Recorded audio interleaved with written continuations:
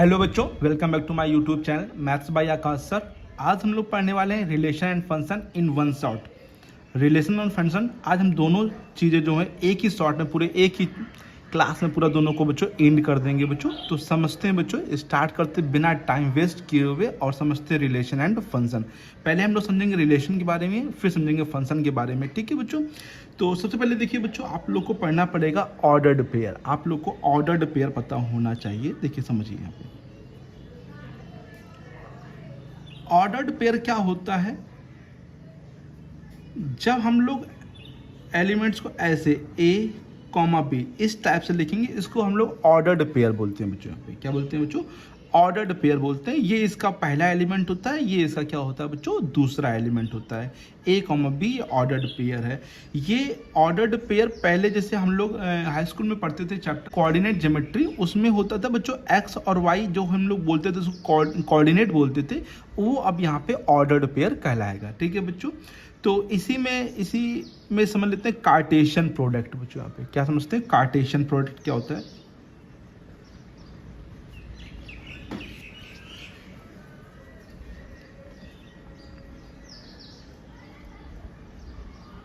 जैसे मान लीजिए एक सेट ए दे रखा है हम लोग को, एक सेट में एलिमेंट्स हैं 1 2 3, ठीक है, एंड 4 मान लेते हैं। और एक सेट और दे रखा है और उसमें मान लीजिए ए लिखा है, बी लिखा है, सी लिखा है, ठीक है। और हम लोग को ए क्रॉस बी, इसी को बोलते हैं कार्टेशियन प्रोडक्ट बोलते हैं। क्या बोलते हैं बच्चों? कार्टेशियन क्यों बोलते हैं?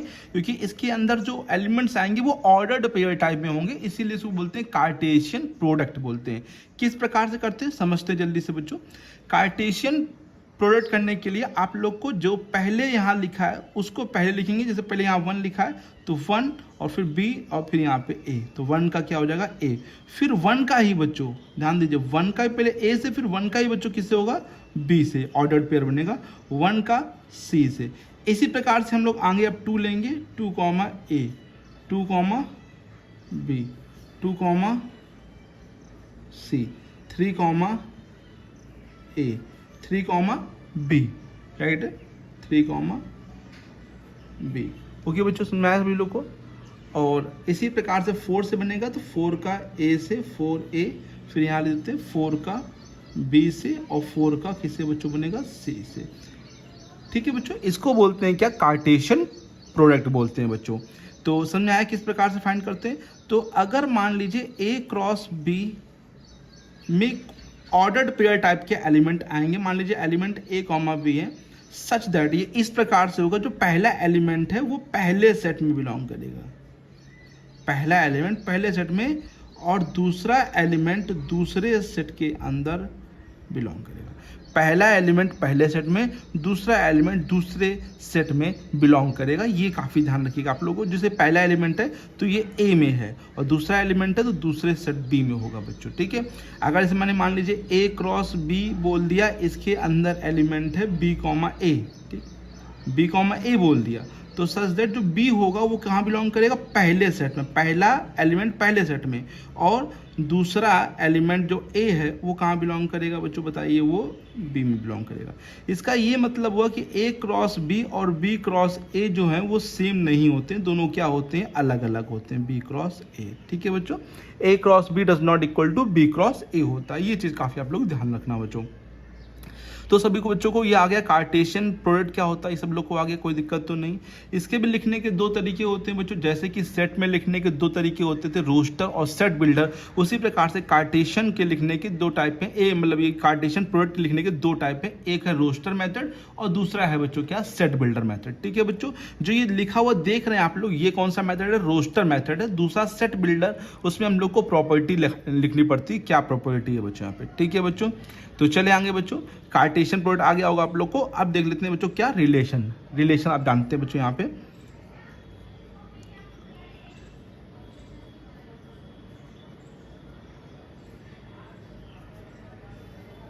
रिलेशन क्या होता है? तो रिलेशन रिलेट करेगा बच्चों किससे? कार्टेशियन प्रोडक्ट से बच्चों। किस प्रकार से? जो रिलेशन होता है वो एक प्रकार का सबसेट होता है, किसका बच्चों? ए क्रॉस बी का। Relation is the subset of A cross B. Relation जो होता है वो सबसेट होता है किसका बच्चों बताइए, ए क्रॉस बी का होता है बच्चों। तो रिलेशन के पास जो भी एलिमेंट आएंगे वो सब कहाँ से आएंगे, ए क्रॉस बी से आएंगे। और ए क्रॉस बी में किस टाइप के एलिमेंट है, ऑर्डर्ड पेयर टाइप में। तो रिलेशन में पक्का है बच्चों की ऑर्डर्ड पेयर टाइप के ही एलिमेंट आएंगे। एग्जाम्पल के रूप में समझिए, रिलेशन को हम लोग आर से डिनोट करेंगे बच्चों। यहाँ पे रिलेशन के अंदर मान लीजिए ए कॉमा बी है, तो ये ए कॉमा बी पक्का ए क्रॉस बी के पास होगा, तभी रिलेशन के पास आया है बच्चों। सबसेट पता ही होगा, मैंने पढ़ा रखा पीछे आप लोग को सबसेट क्या होता है। Relation is the subset of A cross B, मतलब रिलेशन के पास जो भी एलिमेंट है वो सब एलिमेंट कहाँ बिलोंग करेंगे, ए क्रॉस बी में, राइट है। मान लीजिए रिलेशन में एलिमेंट है ए कॉमा बी, तो इसका मतलब ये है कि A is related to B, A is related to B. A किससे रिलेटेड है बच्चों बताइए, बी से रिलेटेड है। बी ए से नहीं, ए का रिलेशन किससे है बच्चों बताइए, यहाँ पे बी से है। ए इज रिलेटेड टू बी, ए जो है बी से रिलेट कर रहा है। या फिर आप लोग इसको डिनोट करने के लिए ए और बीच में आर और यहाँ बी, ए आर बी का भी यूज कर सकते हैं बच्चों, राइट है बच्चों। समझ में आया, ये चीज़ नहीं आई बच्चों बताइए, इतना आ गया। चलिए बच्चों नेक्स्ट पेज पे बच्चों, तो देखते हैं बच्चों हम लोग नेक्स्ट पेज पे बच्चों हम लोग अब यहाँ पे रिलेशन को और थोड़ा समझते हैं बच्चों यहाँ पे, ठीक है। समझते हैं बच्चों आगे बच्चों। बच्चों एक चीज बताना भूल गए थे, नंबर ऑफ अगर एलिमेंट्स निकालने हो,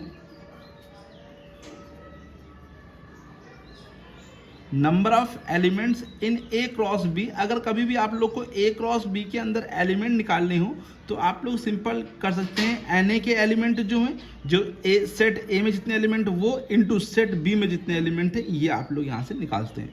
सेट ए का सेट बी के जो एलिमेंट्स हैं उनका बच्चों हम लोग इनटू करके बच्चों एलिमेंट जो ए और बी में होंगे वो निकाल सकते हैं। एग्जाम्पल के तौर पर मान लीजिए number of element in a set A 3 है और number of element in set B कितने हैं बच्चों, 2 हैं। तो how many element in A cross B, तो ए क्रॉस बी के अंदर जो नंबर ऑफ एलिमेंट होंगे वो 3 इंटू 2, 3 दूनी कितना हो जाएगा बच्चों बताइए, 6 हो जाएगा, राइट है बच्चों। तो ओके बच्चों, काफ़ी थोड़ी टेढ़ी थी, सॉरी फॉर दिस। तो यहाँ पे 6 एलिमेंट होंगे बच्चों, राइट है, ये चीज़ हम बताना भूल गए थे, सॉरी फॉर दिस। अब यहाँ पे समझते हैं नंबर ऑफ रिलेशन पूछ लेते हैं, कभी कभी नंबर ऑफ रिलेशन कितने होंगे। तो कभी भी नंबर ऑफ रिलेशन अगर पूछेगा बच्चों तो समझिए क्या लिखेंगे, नंबर ऑफ रिलेशन की बात करेगा तो फॉर्मूला होगा 2 की power p into Q. P Q, P क्या है बच्चों, p जो है वो सेट ए के एलिमेंट है, p क्या है जो सेट ए के अंदर एलिमेंट है Na वो p है, और q क्या है बच्चों जो सेट b के अंदर एलिमेंट है वो q है यहाँ पे, ठीक है। तो क्योंकि रिलेशन सबसेट होता है ए क्रॉस बी का, तो ए में जितने एलिमेंट होंगे वो यहाँ लिखे जाएंगे, बी के एलिमेंट यहाँ, 2 की पावर उन दोनों को करा जाएगा। तो ये नंबर ऑफ रिलेशंस आ जाएंगे, कितने रिलेशन बच्चों फॉर्म होंगे वो यहाँ पे फॉर्मूला मैंने आप लोग को बताया बच्चों। ओके, एक क्वेश्चन समझते हैं बच्चों। जैसे मान लीजिए हम लोग के पास लिखा है एक ए दे रखा है, मान लीजिए ए दे रखा है 1 2 3 4, ठीक है, 1 2 3 4। बी दे रखा है एक्स वाई जेड, और कहा गया है रिलेशन जो है ए टेंड्स टू बी। ये मतलब अभी हम बताएंगे, फंक्शन जब पढ़ाएंगे तो बताएंगे, बट समझिए यहाँ पे रिलेशन जो है वो ए से बी है, बी से ए नहीं, ए से बी है। और रिलेशन को उन्होंने डिफाइन करके दे दिया, मान लीजिए रिलेशन को डिफाइन किया 1 x 1 z 3 x और 4 y। अब उसने पूछ लिया find the domain and range, domain और रेंज निकालिए इस रिलेशन का बच्चों।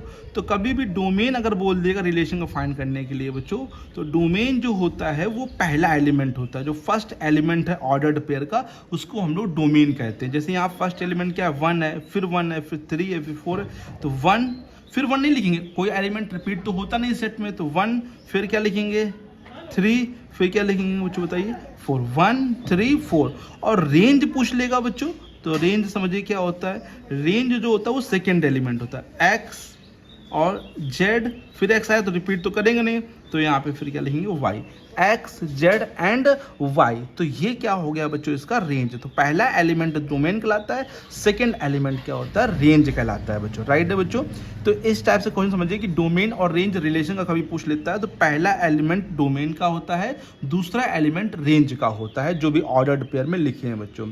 लेकिन अगर रिलेशन दिया ही ना जाए, रिलेशन बनाने को बोल दिया जाए, तो आप लोग रिलेशन पहले बनाएंगे, फॉर्म करेंगे रिलेशन की। हम लोग की कुछ कंडीशन दी होंगी तो वो रिलेशन उसको आपको बनाना पड़ेगा। जैसे समझते हैं एक क्वेश्चन बच्चों, जैसे मान लीजिए रिलेशन लिखा है, उसने स्टार्ट कहा relation r equal to X comma Y such that y equal to मान लीजिए लिखा है x माइनस 1, और मान लीजिए उसने कहा x बिलोंग कर रहा है z में और x की वैल्यू 3 से छोटी है और 0 से बड़ी है, 0 से बड़ी बराबर है, 3 से छोटी है। ठीक है, z का मतलब यहाँ इंटीजर है। ठीक है, और जो वैल्यू है वो क्या है बच्चों, 0 से बड़ी बराबर है या फिर 3 से छोटी है। तो x की वैल्यू क्या क्या होंगी, कंफर्म हो गई, 0 होगी, 1 होगी, 2 होगी या फिर क्या होगी, 3 होगी बच्चों। अब y भी बिलोंग कर रहा, मान लीजिए बोल दिया उसने कहाँ बिलोंग कर रहा है, z में। तो x 0 1 2 3, x की वैल्यू तो आ गई, लेकिन y की वैल्यू नहीं पता हम लोग को, तो y की वैल्यू यहाँ से हम लोग निकाल लेंगे। जैसे y इक्वल टू क्या लिखा हुआ है, x माइनस 1, तो x इक्वल टू कितना है, 0, देन y इक्वल टू क्या है, माइनस 1, है ना। x इक्वल टू मान लीजिए 1 है, 0 यहाँ रखिए, देखिए समझिए, 0 रखिए, 0 में 1 जाएगा तो कितना बचेगा, माइनस 1, तो माइनस 1, 1 रखिए यहाँ पे, तो y इक्वल टू कितना आ जाएगा, 0।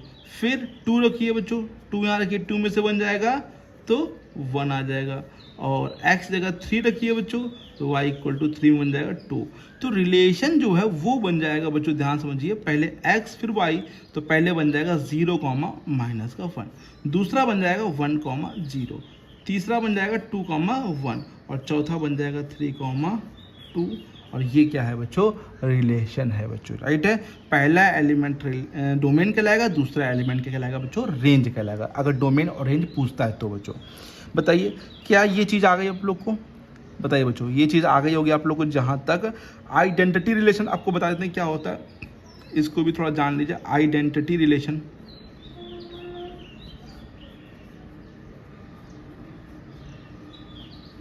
आइडेंटिटी रिलेशन में क्या होता है, जिसमें डोमेन और रेंज दोनों सेम होते हैं। ए का ए से रिलेशन है, मतलब या बी का बी से रिलेशन है, सी का सी से रिलेशन है। तो ऐसे जो एलिमेंट होते हैं, जब डोमेन और रेंज दोनों सेम हो जाते हैं, पहला एलिमेंट दूसरा एलिमेंट, ए का रिलेशन खुद ए से होता है, तो उसको हम लोग क्या बोलते हैं, आइडेंटिटी रिलेशन बोलते हैं। राइट है बच्चों, ये जहाँ तक आप लोग को आ गया होगा, रिलेशन आप लोग को पूरा कंप्लीट हो गया। अब चलते हैं बच्चों नेक्स्ट टॉपिक कौन सा है, फंक्शन। ठीक है, फंक्शन में बहुत ही इंपॉर्टेंट है, रिलेशन से भी ज़्यादा बच्चों इंपॉर्टेंट क्या है बच्चों, फंक्शन है बच्चों। ठीक है, तो फंक्शन को समझने का प्रयास करते हैं हम लोग।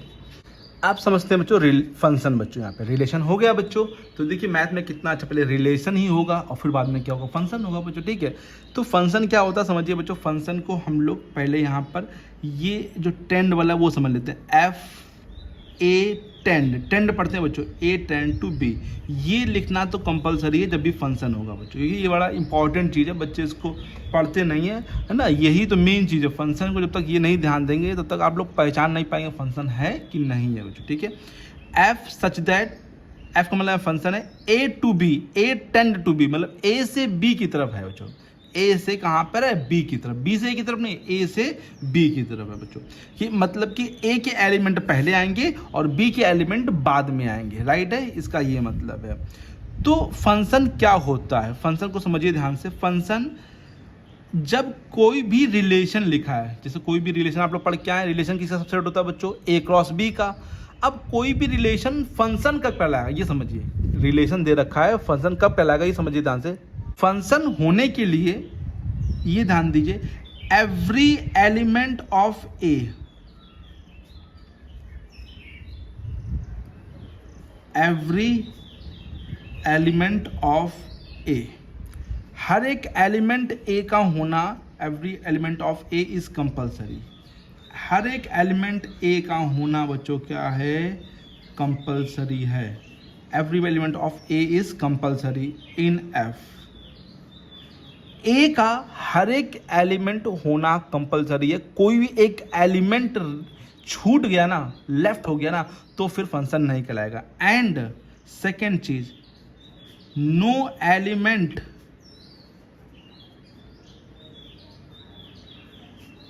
Of A can be repeated.